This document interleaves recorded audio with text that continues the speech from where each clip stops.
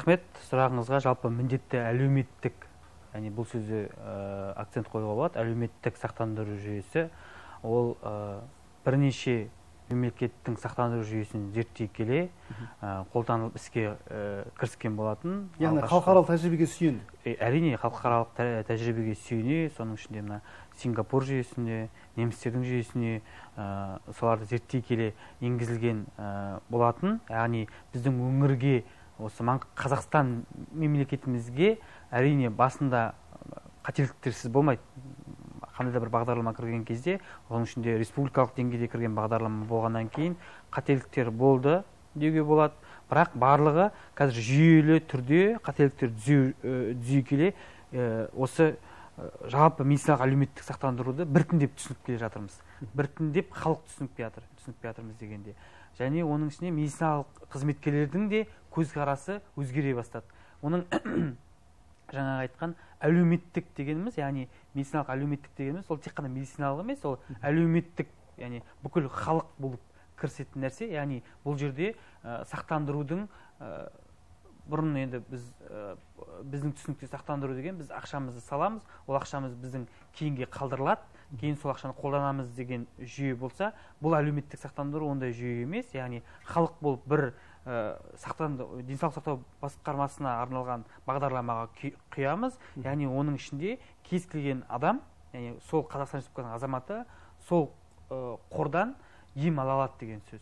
Бұл бір, қалай айтсам болады, Қазақстан Республикасында именно денсаулық сақтау жүйесіне үлкен өзгерістер алып келіп соқтырды.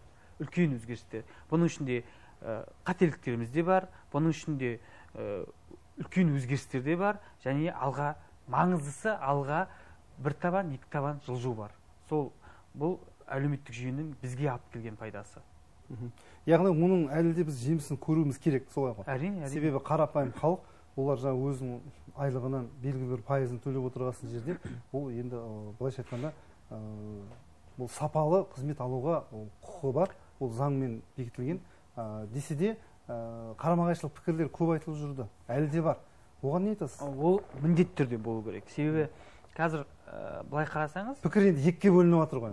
Әрине екіге бөліну керек. Себебі егер қарсы пікір, қандай да бір ой, қателік айтылмайынша, ол жүйе жөнделмейді. Яғни жалпы кез келген жүйе. Иә, кез келген жүйе жөнделмейді. Соның ішінде денсаулық сақтар жүйе, денсаулық адам үшін ең маңызды нәрсе. Яғни сол қателіктерді, сол айтылған пікірлерді ескере отырып, қазір өзгерістер болып жатыр. Басындағы 2020-да ең бірінші осы бүкіл медициналық жүйе кіріп бастаған кезде біз жұмыс жасағанбыз. Бір, қалай айтсам болады, қателіктер де көп болды, түсінбеушіліктер де көп болды. Тіптен халық емес, медициналық саласының адамдарының арасында да, қызметкерлер арасында түсінбеушілік болды. Ол болу, заңдылық.